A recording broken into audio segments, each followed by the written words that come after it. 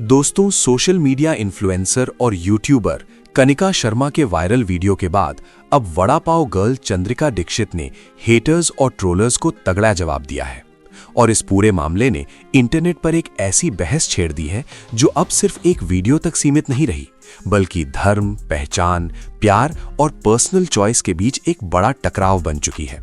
और यही वजह है कि हर कोई इस मुद्दे पर अपनी राय दे रहा है। कोई इसे सही मान रहा है तो कोई इसे गलत बता रहा है। लेकिन असली कहानी क्या है? आखिर ये पूरा विवाद शुरू कैसे हुआ और क्यों इतना बड़ा बन गया? यही हम आपको इस वीडियो में बताने वाले हैं।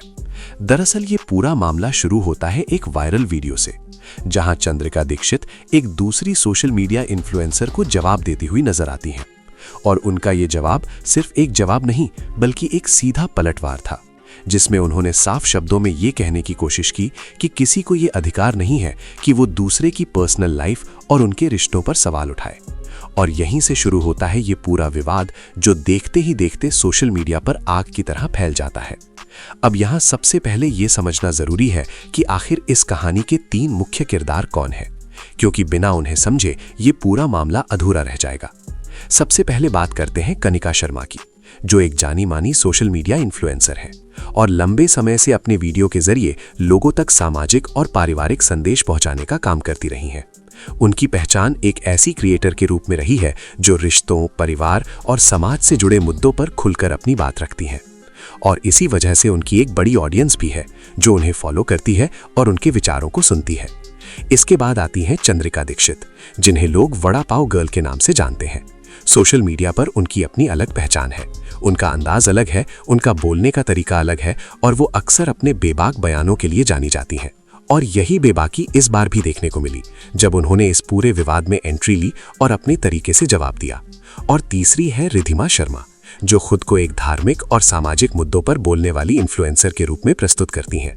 उनके वीडियो अक्सर धर्म, संस्कृति और परंपराओं के इर्द गिर्द घूमते हैं और वो अपने विचारों को काफी स्पष्ट और सीधे तरीके से रखती हैं। लेकिन इसी स्पष्टता ने इस बार उन्हें एक बड़े विवाद के बीच ला खड़ा किया।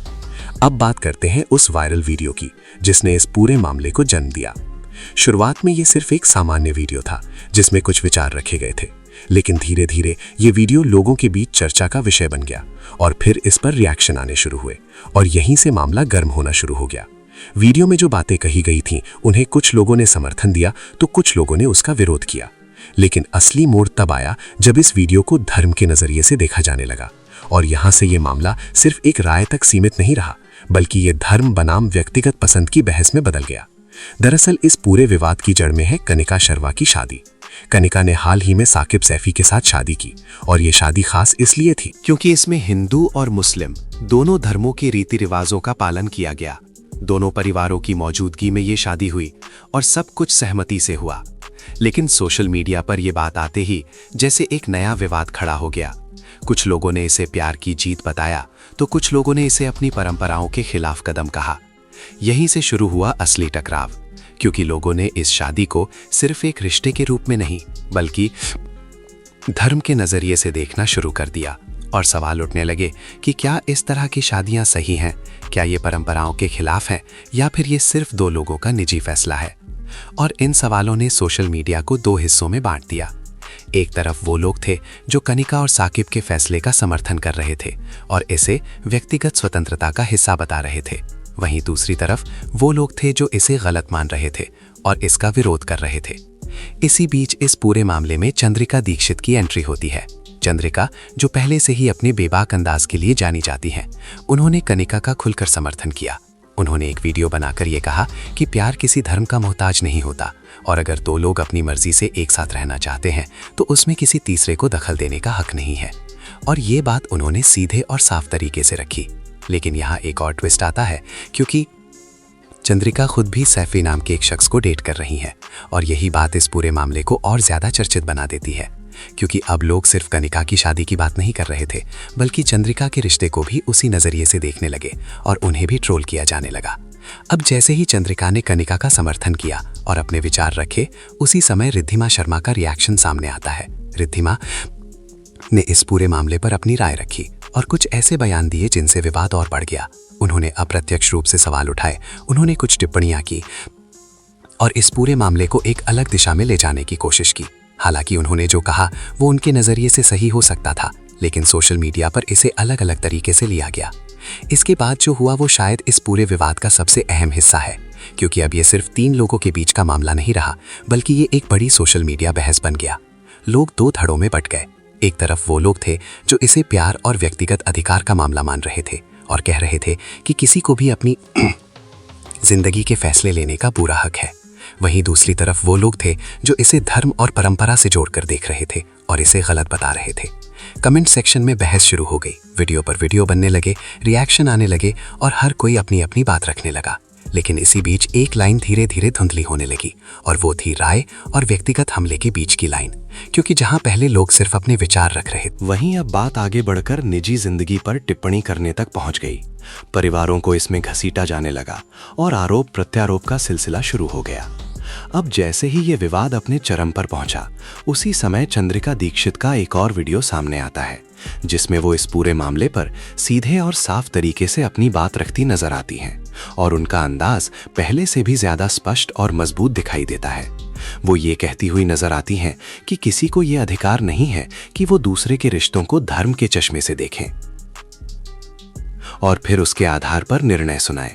वो ये समझाने की कोशिश करती हैं कि अगर 2 लोग अपनी मर्जी से एक साथ हैं तो उसमें किसी तीसरे को बीच में आने का हक नहीं होना चाहिए। और यही बात उन्होंने अपने शब्दों में इस तरह रखी कि ये वीडियो देखते ही देखते फिर से वायरल हो गया और लोगों के बीच एक नई बहस शुरू हो गई।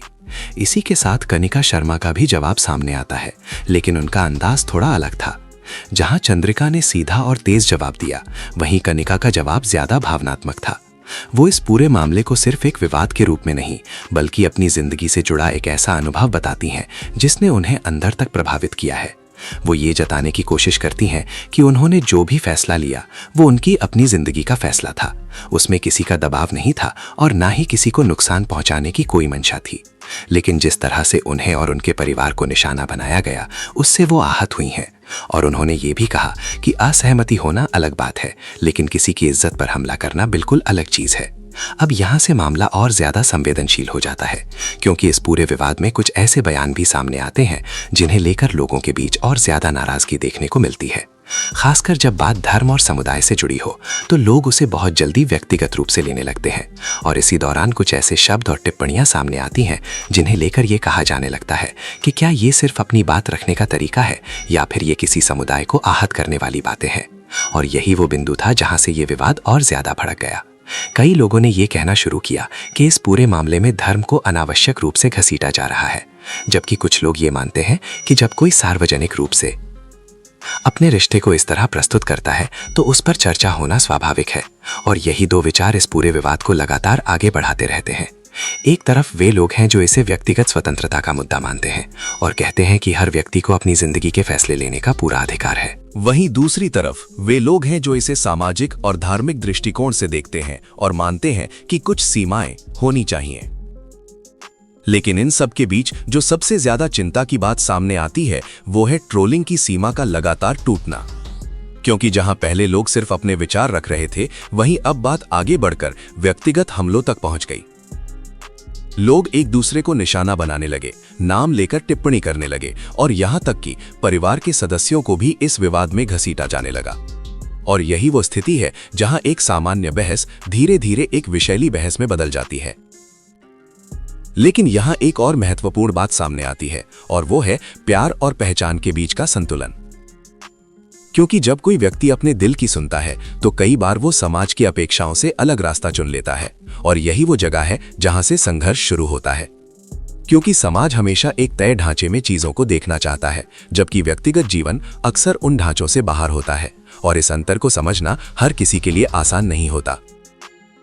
इस पूरे मामले में भी यही देखने को मिला, जहां एक तरफ 2 लोग अपने रिश्ते को अपने तरीके से जीना चाहते हैं, वहीं दूसरी तरफ समाज का एक हिस्सा उन्हें एक अलग नजरिए से देखता है और यही अंतर धीरे धीरे एक विवाद का रूप ले लेता है। लेकिन सवाल यह है कि क्या इस अंतर को समझने की कोशिश की जा रही है या सिर्फ इसे लेकर आरोप लगाए जा रहे हैं। और अब सबसे बड़ा सवाल सामने आता है कि क्या किसी की पर्सनल लाइफ को इस तरह सार्वजनिक अदालत बना देना सही है। क्या हमें यह अधिकार है कि हम किसी के निजी फैसलों पर इस तरह टिप्पणी करें और उन्हें जज करें। या फिर हमें अपनी सीमाओं को समझना चाहिए और दूसरों के जीवन के फैसलों का सम्मान करना चाहिए? क्योंकि जब हम किसी की जिंदगी को एक सार्वजनिक मुद्दा बना देते हैं, तब हम सिर्फ एक व्यक्ति को नहीं बल्कि उसके पूरे अस्तित्व को प्रभावित करते हैं। और यही वो बात है जो इस पूरे विवाद के केंद्र में है, और शायद यही वो सीख भी है जो हमें इस पूरे मामले से मिलती है। आखिर में बात बस इतनी सी है कि सोशल मीडिया पर अपनी राय रखना गलत नहीं है, लेकिन उस राय को व्यक्त करने का तरीका भी उतना ही महत्वपूर्ण है। क्योंकि शब्द कभी कभी बहुत गहरे घाव दे सकते हैं, और इसलिए ये जरूरी है कि हम अपनी बात रखते समय मर्यादा और सम्मान को ना भूलें। सम्मान को। तो अब सवाल आपसे है, आप इस पूरे मामले को कैसे देखते हैं? क्या आपको लगता है कि यह सिर्फ एक विचारों का टकराव है, या फिर यह व्यक्तिगत हमले की हद पार कर चुका है? तो आखिरकार सवाल सिर्फ इतना नहीं है कि कौन सही है और कौन गलत। सवाल यह है, क्या हम अपनी सोच दूसरों पर थोपने लगे हैं, या फिर हम सच में एक ऐसी दुनिया की तरफ बढ़ रहे हैं जहां हर किसी को अपनी जिंदगी अपने तरीके से जीने का हक हो। सोशल मीडिया की ये बहस शायद कभी खत्म न हो, लेकिन हमें ये जरूर तय करना होगा कि हम इस बहस का हिस्सा कैसे बनना चाहते हैं, एक समझदार आवाज बनकर या फिर भीड़ का हिस्सा बनकर। अब आपकी क्या राय है इस पूरे मामले पर? कमेंट करके जरूर बताइए। अगर आपको ये वीडियो जानकारीपूर्ण और सोचने पर मजबूर करने वाला लगा हो तो वीडियो को लाइक करें, अपने दोस्तों के साथ शेयर करें, और ऐसी ही गहराई वाली कहानियों के लिए चैनल को सब्सक्राइब करना बिल्कुल न भूलें। हम फिर मिलेंगे एक और ऐसी ही सच्चाई के साथ।